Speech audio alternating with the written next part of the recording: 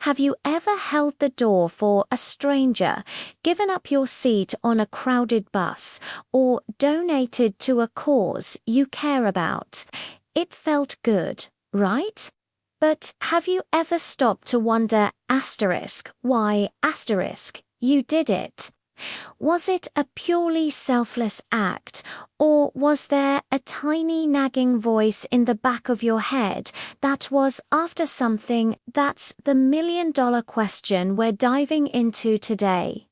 Does kindness always come with an agenda?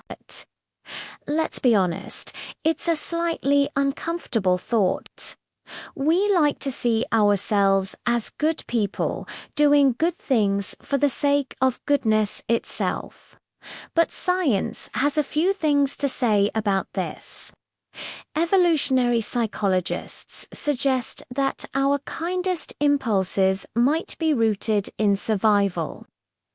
Early on, our ancestors who cooperated and helped each other were more likely to survive and pass on their genes.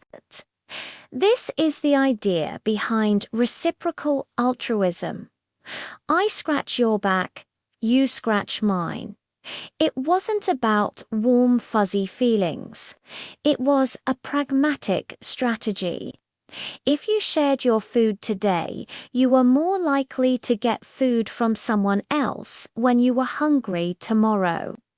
In this view, kindness is less about pure selflessness and more about a long-term, subconscious investment in our own well-being. Then there's the neurological side of things.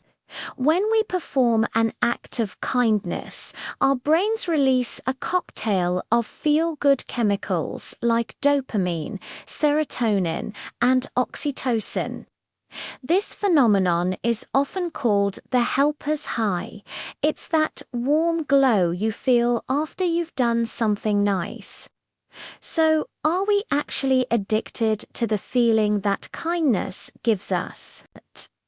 Are our good deeds just a clever way our brain tricks us into chasing that next neurochemical hit?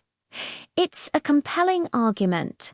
If an action makes us feel good, it's hard to argue that our desire to feel good wasn't part of the motivation, even if it was unconscious. This desire for a positive feeling isn't always subconscious either. Think about social media. How many times have you seen a post about someone's good deed? Donating to a charity, volunteering at a shelter, helping a neighbor. Sharing these acts can inspire others, which is great, but it also serves another purpose. It boosts our social reputation.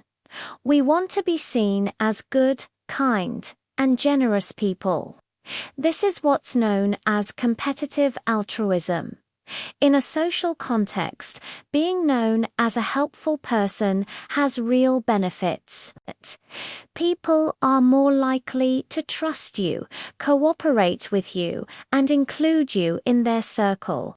So, when we perform an act of kindness and make sure others see it, are we really being kind, or are we just managing our personal brand? This can get even more complex when we think about things like charitable donations from large corporations. When a company makes a huge donation to a cause, is it purely out of a sense of corporate responsibility? Or is it also a brilliant marketing move, a way to build goodwill, improve their public image, and ultimately attract more customers?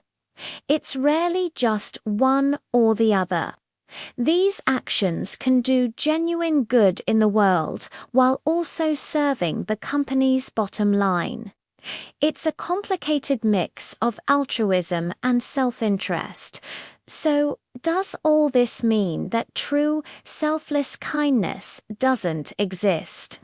Is every good deed secretly tainted by a selfish motive? Well, not necessarily. Let's shift our perspective for a moment. What if the agenda isn't a bad thing? What if the desire to feel good, to be part of a community, or to build a positive reputation are all just different facets of what it means to be a connected human being? Think about the concept of empathy, the ability to feel what another person is feeling. When we see someone in distress, we often feel a shadow of their pain. Helping them is, in a way, a method of alleviating our own discomfort. Does that make the act selfish? Or does it just mean we are deeply interconnected? Perhaps the line between self and other isn't as solid as we think. When you help someone else, you are, in a very real sense, helping a part of your extended self, your community. The joy you feel isn't just a chemical reward, it's the feeling of reinforcing a positive connection. Let's consider a parent caring for their child. A parent will make incredible sacrifices for their child's well-being. Are they doing it to get a helper high or to look good to other parents? Of course not. They do it out of love. This love is a powerful motivation that seems to transcend simple self-interest. It's a deep, instinctual drive to care for another. This suggests that there are forms of kindness and care that come from a place far deeper than a calculated desire for personal gain. Maybe the problem is how we define selfless. If an act has a positive outcome for both the giver and the receiver, does that automatically disqualify it from being considered genuinely kind? Imagine a world where people only did things that made them feel miserable. That wouldn't be a very kind or happy world, would it? The fact that kindness is a win-win situation, that it benefits both the person helping and the person being helped, is perhaps its greatest strength. It's what makes kindness a sustainable, self-reinforcing behavior. It's nature's way of encouraging us to be good to each other. So, instead of getting caught up in a cynical loop, questioning every motive, what if we reframe the question? Instead of asking, was that act truly selfless?